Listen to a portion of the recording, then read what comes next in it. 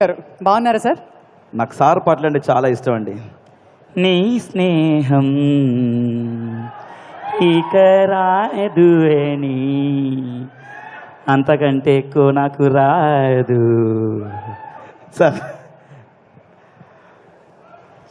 Welcome sir, చాలా thank you. మీ ఇద్దరు మీ పాటలు మీరు రాసి మీ పాటలు చాలా ఇష్టం సార్. మీ ఫీలింగ్లో అంటే ఈ సెలబ్రేషన్ని మీరు ఎలా ఎంజాయ్ చేస్తున్నారు అండ్ ఒక మాటలో?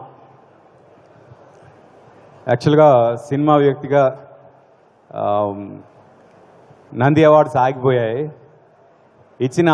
అంటే అనౌన్స్ చేసిన అవార్డ్స్ కూడా ఎవరికి ఇవ్వలేదు లాస్ట్ గవర్నమెంట్. ఈసారి అవన్నీ మళ్ళీ రావాలని మనస్ఫూర్తిగా కోరుకుంటున్నా.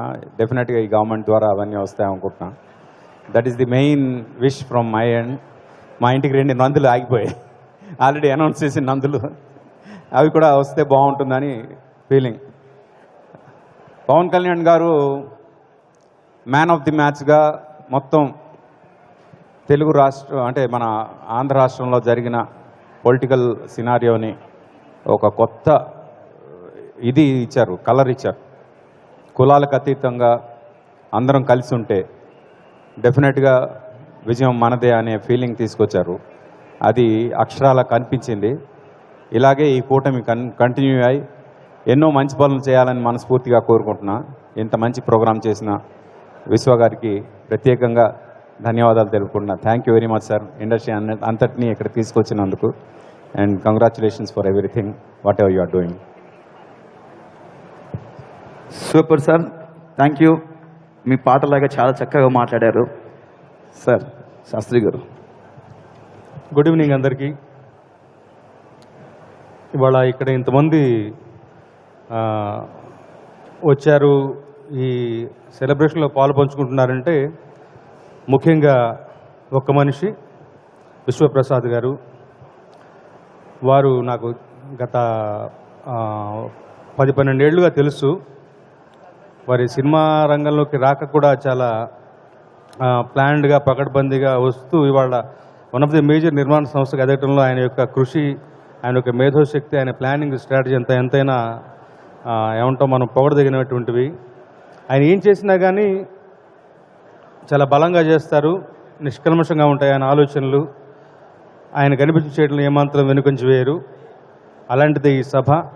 సార్, మీ సంతోషంలో మేము కూడా ఉన్నాం. ఇలాంటి ఒక సభ నిర్వహించడం సినిమా పరిశ్రమకు కూడా మంచిదే. ఎందుకు అంటే ఇదివరకు ఎన్నడూ లేనటువంటి ఒక గొప్ప కనెక్షన్ సినిమా ఇండస్ట్రీకి, రాజకీయ రంగానికి పవన్ కళ్యాణ్ గారి ద్వారా, పవన్ కళ్యాణ్ గారి రూపంలో మనకు ఉన్నది. మన సమస్యలు ఏమున్నా ఆయనకు చెప్పుకోగలిగిన ఒక వెసులుబాటు అది ఉంది. సో ముఖ్యంగా పర్సనల్గా నా పాటలు మెచ్చుకున్న పవన్ కళ్యాణ్ గారు యొక్క గెలుపు, భీమ్లా నాయక్ సినిమా పాటలు రాసేటప్పుడు అయితే ఆయన పక్కనే కూర్చుని లైన్ మెచ్చుకుని అభినందించినటువంటి ఒక చిన్నపిల్లాడి మనస్తత్వం, అది నాకెంతో ఇవాళకి కూడా నా జ్ఞాపకంలో పదిలపరుచుకున్నాను. అలాంటి ఒక పవన్ కళ్యాణ్ గారు 2 సార్లు ఓడిపోయినటువంటి ఒక సందర్భం నుంచి తాను నిలబెట్టిన 21 మందిని గెలిపించుకుని ఉప ముఖ్యమంత్రి స్థాయికి వెళ్ళటం అనేది సినిమా ఇండస్ట్రీలో వ్యక్తిగా చాలా చాలా సంతోషించాల్సిన విషయం. తర్వాత ఆయన యొక్క నిజాయితీ, ఆయన యొక్క ఆలోచనలు ఎప్పుడు కూడా ఉన్నతంగా ఉంటాయి. సో ఆయన టేక్ కేర్ చేయాల్సినటువంటి ప్రజలు ఆంధ్ర రాష్ట్రం మొత్తం ఉన్నారు. కానీ ముఖ్యంగా సినిమా ఇండస్ట్రీ ఒక బాగోగులు కూడా ప్రత్యేకంగా ఆయన చూసుకోవాలని ఆయనకు మనవి చేసుకుంటూ సెలవు చేసుకుంటాను.